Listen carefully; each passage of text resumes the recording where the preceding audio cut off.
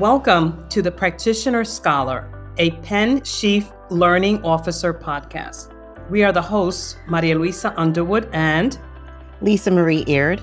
And we are current students of Penn Chief Learning Officer program, or as we like to say, we are Penn CLO students. Penn CLO is an executive doctoral program at the University of Pennsylvania's Graduate School of Education. It focuses on leadership and organizational learning and development in public and private sectors. As a scholar practitioner program, it combines academic research with workplace application. Dr. Douglas Clayton is our guest on today's podcast. He is a visionary in the field of corporate learning and culture transformation. As the founder and CEO of Leadership Filmworks, LLC, Dr. Clayton pioneered innovative approaches to leadership development, blending his passion for filmmaking with evidence-based learning strategies. Today, we'll hear of his journey and his model that has revolutionized corporate learning, enhancing comprehension and retention. Welcome, Dr. Clayton. Thank you so much. It's really great to be here, and please call me Doug. Okay, Doug. Thank you again for being here with us today. Doug, let's start with your UPenn journey. How did the Penn CLO program shape your vision of leadership development, particularly in relation to using innovative methods like filmmaking? Great question. It's significant. In 2010, when I stepped into the program, there were 5 blocks that make up the Penn CLO program. And the first block that I stepped into is still my favorite block, and that's the technology block. And that was led by a fellow named Elliot Mazie, who's quite well known. And Elliot emphasized the use of technology for learning. But even more significant is there was an instructor named Amit Das, and Amit emphasized the use of film and storytelling to help people learn, to incorporate that into corporate learning. And it was eye-opening, it was fascinating, it was fun. I remember Amit giving us 2 filmmaking assignments. The very first week we had to create, it was less than 5 minutes of micro short film on just anything. And I happened to make it of my beautiful wife making Russian pancakes. And it was just great fun to learn a little bit more about how to edit and how to tell a story. And I remember Amit said to me, you made a film about making pancakes, but actually you turned it into a love story, because at the very end, my wife took this pancake with some caviar on it and she fed it to me into the camera, and back, and just the look on her face was just, So I thought, wow, that's amazing that, film so simple that it affected him that way. Then toward the end of the block, our, final assignment was to create something a little more significant, 5 to 10 minutes long film. And then each student had to create one individually, and it held a private screening at the very end where folks could show their films and talk about it. The thing that was most important to me, certainly the technology, learning more about filmmaking, editing, but it was about the storytelling. He kept emphasizing that, and that always stayed with me. So the Penn CLO program, the technology block, was quite important. When I connect that to the learning block, you can imagine just how exciting and important that becomes, right? So that's where a lot of the dots started to connect for me as to what the possibilities for using film and learning could be. Then when I graduated in 2012, I was in a unique position at the time. I was the global learning and development leader for the world's largest satellite company called SES. And so I had a chance to experiment a bit, and I would consistently think back to some of my lessons of film. One of them started with my brother Bud when I was about 5 years old, and Bud was about 15. And my dad had a Super 8 movie camera, and he would, film our family, and then we would have these screenings in our living room and invite the aunts and uncles and things like that. That always stayed with me, these black and white, and then eventually some color silent films. And then later, when I was about 10 years old or so, in school, there was a very unique creative teacher named Mr. Nicholas Mena. This is back in 1965 or so. And instead of having your traditional kind of corny class play about Thanksgiving or whatever. He made a film, and the film was a parody on Robin Hood, and it featured the kids in the classroom. And we went completely crazy when we saw this film. And that also had a significant impact on me. So those two elements, my brother, his creativity with movies, cameras back in the mid 1960s, Mr. Mena, what he did with parodies and using films as students, and then Penn, that was the big icing on the cake. That's where I learned the most that would then later influence me. Doug, that was such an incredible journey. I loved the combination of storytelling and how you used your own experiences to get you where you are and through the program. What an incredible journey. So, in your present role as a global culture transformation strategist, and I love that title, by the way, you've created an evidence based model called Total Recall. Can you describe it and let us know how it came about? Also, how does it enhance learning, comprehension, and recall in corporate settings, and how it has influenced you by your UPenn education? Certainly. Let me first explain how it came about, and then I can talk about some key elements of the model itself. So, as I mentioned, I was in a unique position as the global leader of learning and development leader of a satellite company. Toward the end of my 2 years with Penn, as you all know, and as you'll be doing, is we needed to write a dissertation. So I thought, let me write a dissertation on something that I'm passionate about, that I really enjoy. And so it's film. And then I got to thinking, okay, the impact that film has on learning. Initially, I thought, let me write a dissertation on the impact that humor has on learning. The program director at the time said, I think that's a good one, but I like film better because you can touch it and see it and feel it. So I said, okay, I'll do film. So that was my request, and it was approved.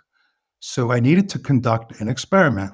Now, everyone in the program who knew me, they were convinced that my study was going to be qualitative in nature. But indeed, it turned out to be totally quantitative. What I did is I conducted a global study. It's the largest of its kind. I think it still is the largest of its kind, where we conducted a change management workshop. The company was going through significant change. So I thought, what if we, conducted this workshop globally? We'd have several hundred employees, managers, individual contributors, people from all walks of life, different cultures, et cetera. What if we conducted this in a way where some of the participants experienced, there were 6 key learnings that we wanted them to walk away with this full day program. Some of them would get those 6 key learnings delivered via traditional methods, PowerPoint, stories, et cetera. And others would get it delivered via film.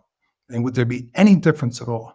And so you're not going to believe this, but over a 10-month period, this experiment was conducted, because that's how long it took to roll out the change management workshop globally. And we crunched the numbers. We administered a test at the end of it, or a quiz. I gathered all that information. And so a lot of work involved, hundreds of thousands of bits of data recorded. And when we crunched the numbers, what we found was there was a statistically significant increase in retention whenever we used film versus no film.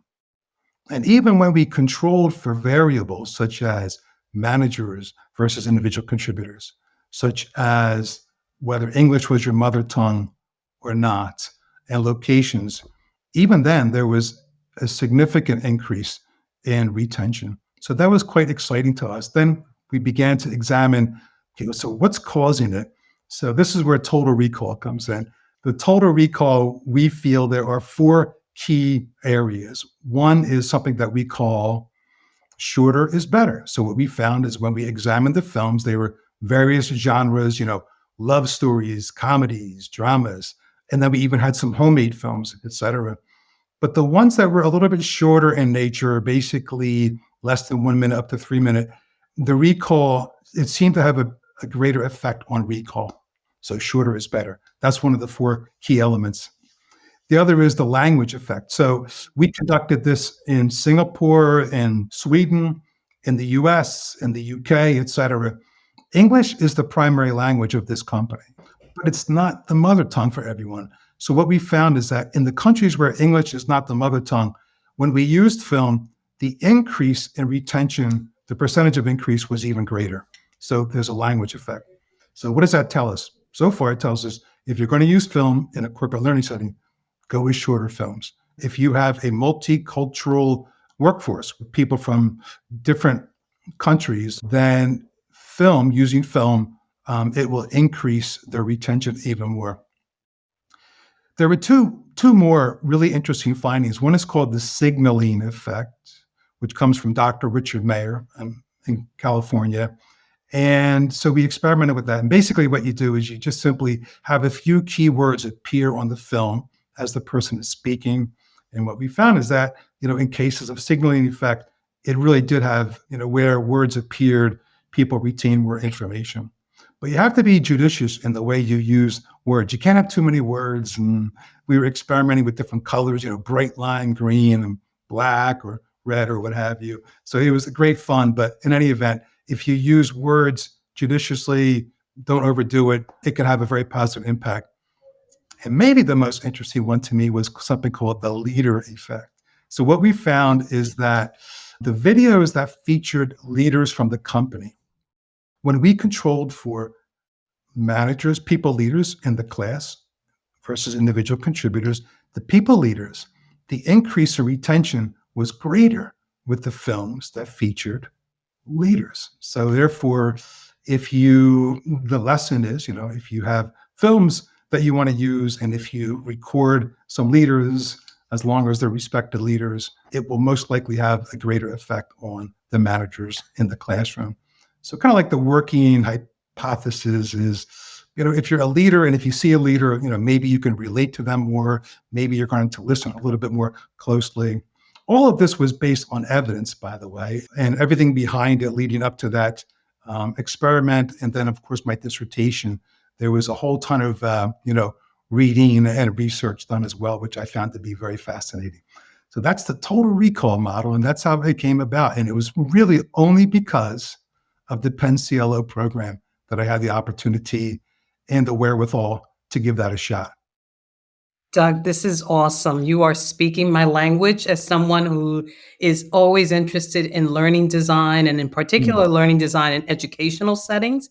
And just everything you've just mentioned, those 4 components just really resonate with, what is really good film for instructional or learning purposes. And I love that you talked about the multilingual piece as somebody who's, works with multilingual students and teachers teaching, our multilingual learners. So you've produced award-winning documentaries, as well as some corporate parodies of mainstream movies. And you mentioned the parody that your teacher did of you as a student. How do these different genres serve for leadership development? And how has that approach evolved since your time in the CLO program? So the parodies, that started with just simply trying to have some fun. The very first one that we did was a Field of Dreams parody. It lasted about 3 minutes.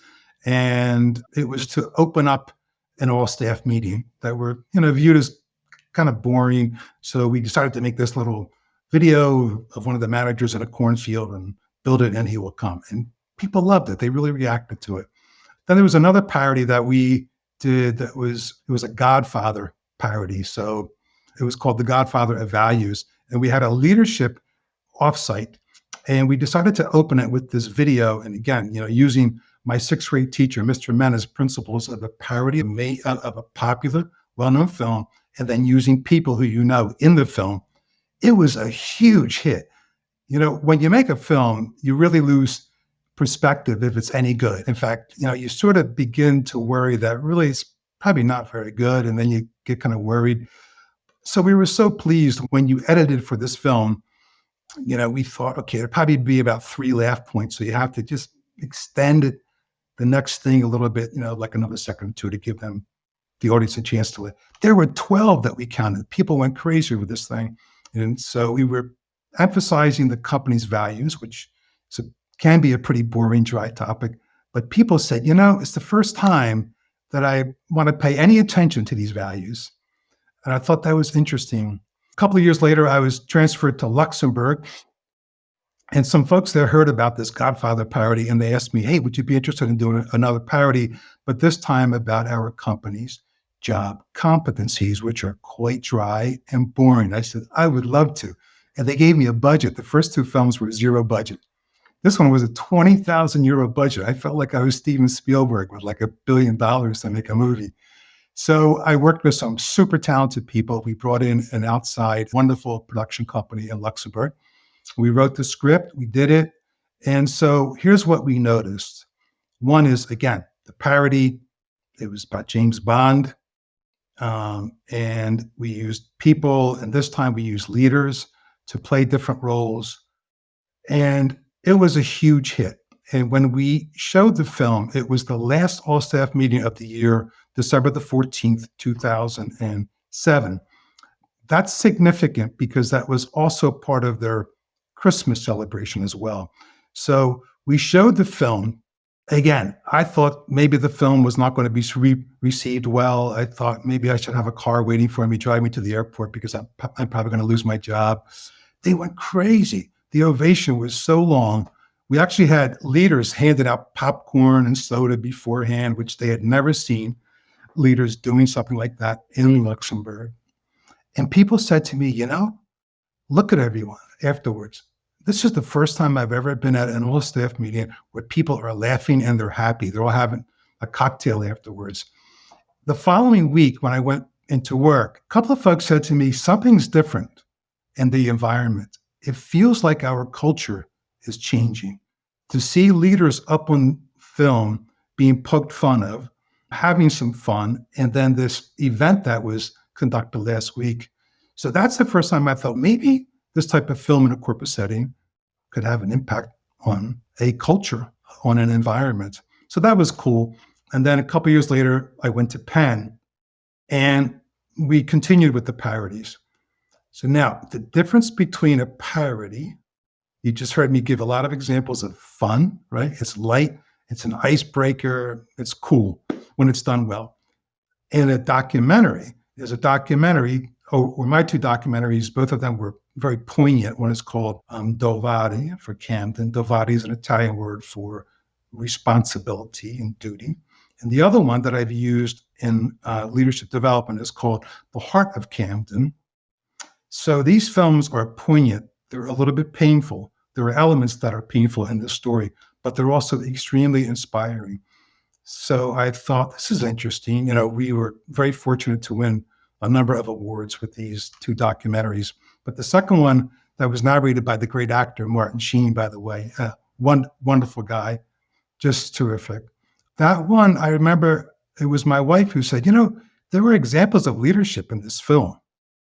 And you're looking at ways to kind of inject the arts into leadership. I thought, geez, she's right, So I worked with a good friend of mine who was learning and development leader, and we kind of created something and tried it out. And again, I thought, I don't know if people will like this at all, but they did. They really liked it a lot. And what they said is this film really made me look at leadership through a different lens. And you respected me enough to believe that I would get that you would show me leadership through a different lens, through a different medium, and that you would use something that's artistic. And so for some people, that felt like a sign of respect. So those are the two general differences between parody, light and fun, important. You can really drive some great points home. And then if you use a documentary, in this case, it was my documentary, and the value there is, I was told, and I didn't fully believe this, but I've come to believe it, that one of the values of showing my film is that there's a lot of storytelling that can take place, right? And about how we made the film and the leadership that's required to make a movie, and some of the very personal stories about the main character as we were filming. So the feedback has been that those elements were quite valuable to the participants. So I am humbled and certainly very pleased to hear that feedback. Incredible. I just enjoy hearing about the unique way that you educate and how the participants learn through this unique way of teaching. Yeah. Thank you. Can I just share one more thing with you? Sure. It links back very nicely to the Penn CLO. Remember I told you about Amit Das? He had us show our films at the very end. So I was very inspired by that. And so one of the workshops that I've conducted it's a full day workshop. And at the end of the day, we break the people into groups of three. We say, okay, now let's pretend that I am a venture capitalist and I'm looking to invest in the next great documentary about an inspiring leader. So go away for an hour and come up with a film pitch. And we tell them how to do that and then film it on your iPhone. They do. And then they show them, this is awesome. It's like maybe a 30 to 60 minute pitch. And we say, now, indeed, when we conclude today, we're going to reconvene in a couple of months and you're going to make in groups of three a micro short, 1 to 5 minute long documentary of your inspiring leader. And we do it. And they come back and we have a leadership film festival. They show it and the questions and answers. It's almost like being at the Cannes Film Festival or something like that. So the feedback that we've gotten is folks have said, I've learned more about leadership just through the process of making a micro short film. I've learned about having a vision, having a strategy, executing on that strategy. There's a whole thing around collaboration and communication and creativity, right? And then they also say, I've learned a lot about leadership from that inspiring leader who we identified. The little nuggets of wisdom that this person shared, it'll stay with me for a long time. So we're really happy with that approach. And again, that was very much inspired by Amit Das and the Penn CLO. Amazing. Amazing. So looking ahead, how do you see the role of film and visual storytelling evolving in leadership development and corporate learning? And how might this impact the future of CLO roles? Certainly in the area of, let's talk a little bit about film as a leadership mirror, right? The value and the necessity for emotional engagement and then reflection, right? It's really important that, as the world is changing and, we are diversifying workforces and we're trying to understand people from different walks of life, emotional intelligence is going to factor into that very heavily, or it certainly should. And there are great movies out there that you can share with people that really help to drive those points home.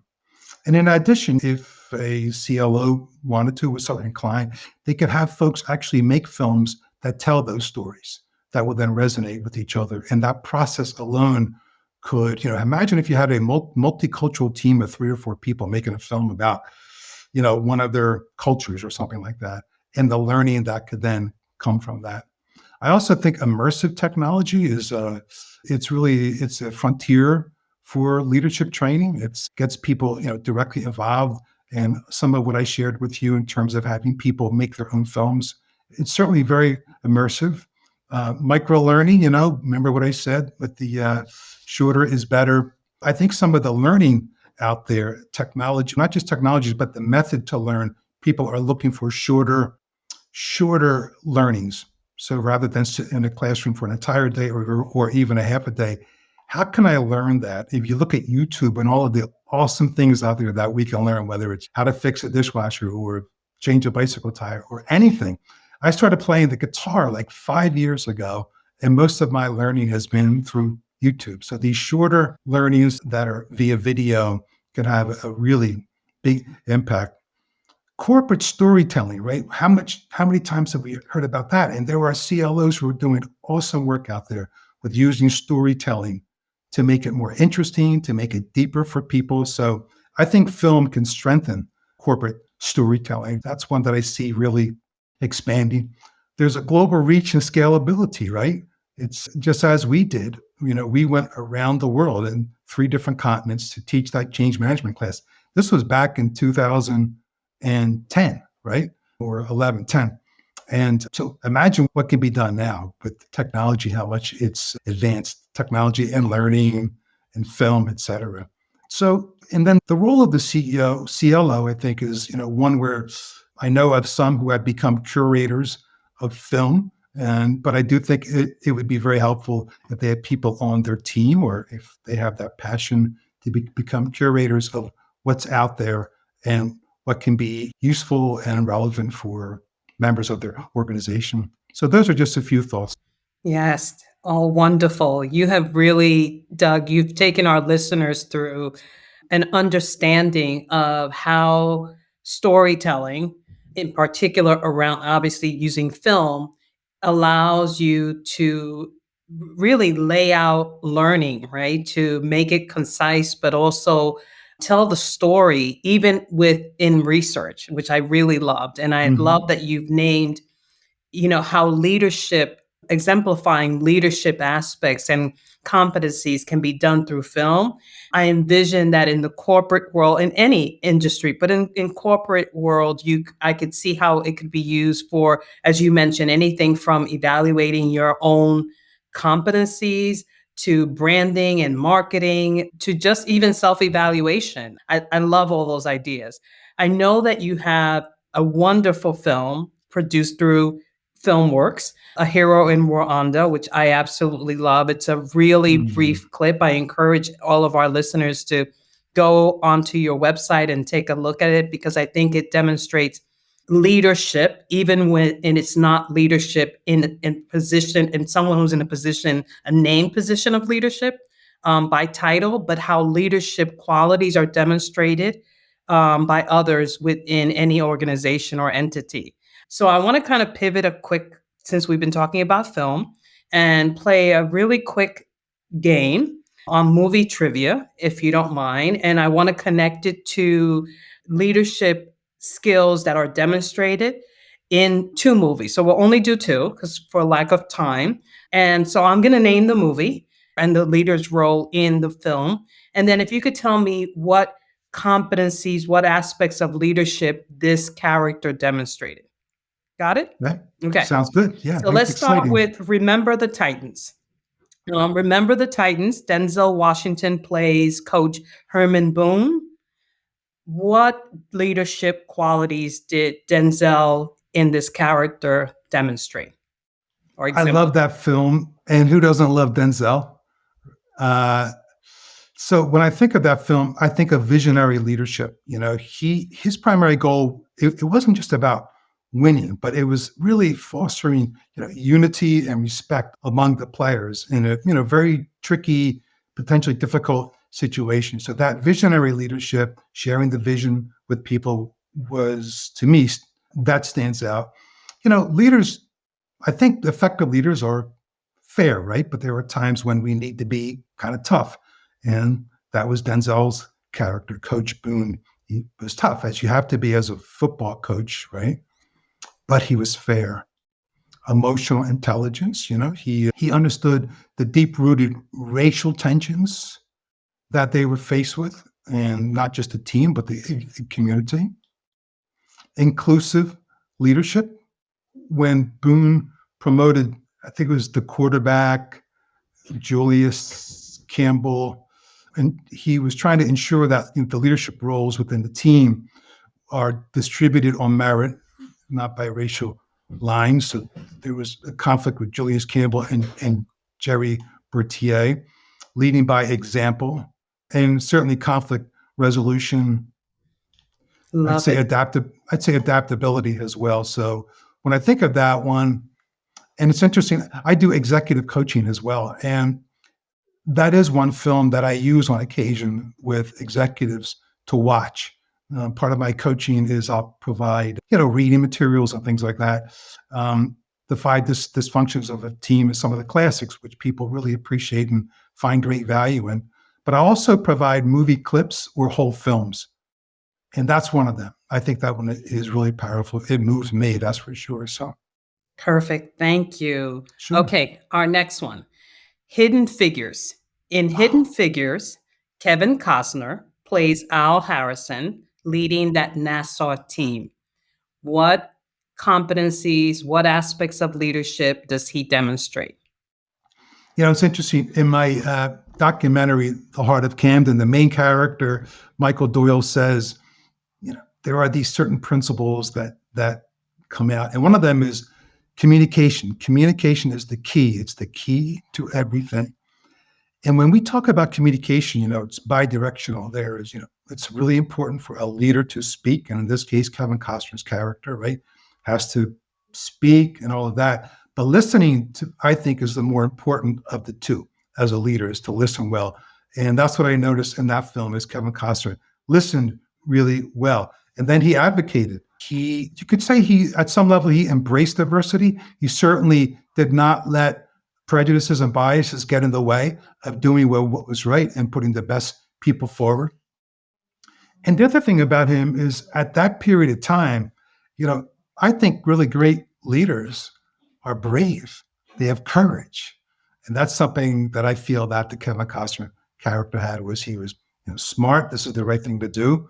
But it also took a little bit of courage, I think, to do that at that period of time. Perfect. I love it. You know I love what? that question. That's a fantastic question, by the way. I'm going to keep the fun going. Awesome. But this is going to be our wrap up. Already?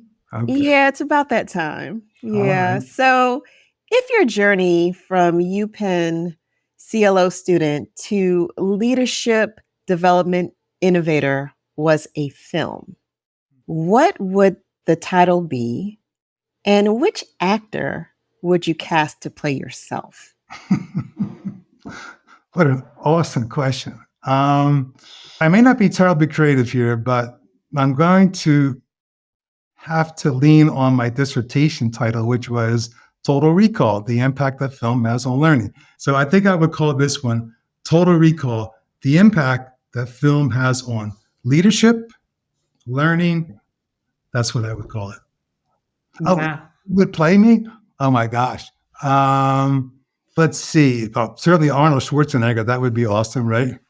Listen to me now, hear me later. Or maybe The Rock. And of course, Denzel, if he'd be willing to. That would be just the greatest. Oh, that was great, Doug. I love it. That would be a great film. Absolutely. I'll have to think about that one for my next one.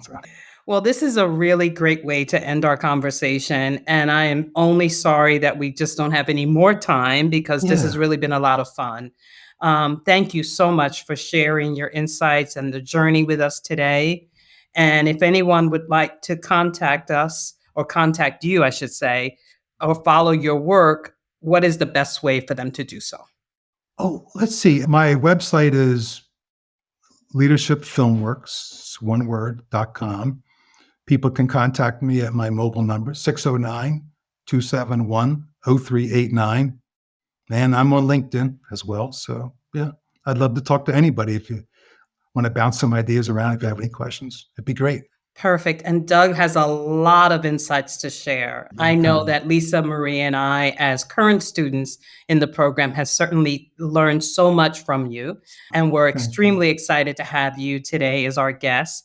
Thank you again for your time. This has truly been a really informative session.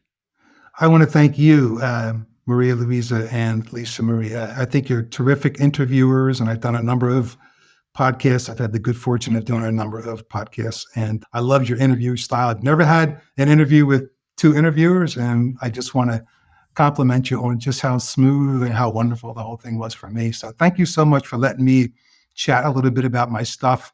And let me tell you that, my interactions with people, the thing that I love the most is how much I learn from people. So thank you again for the opportunity.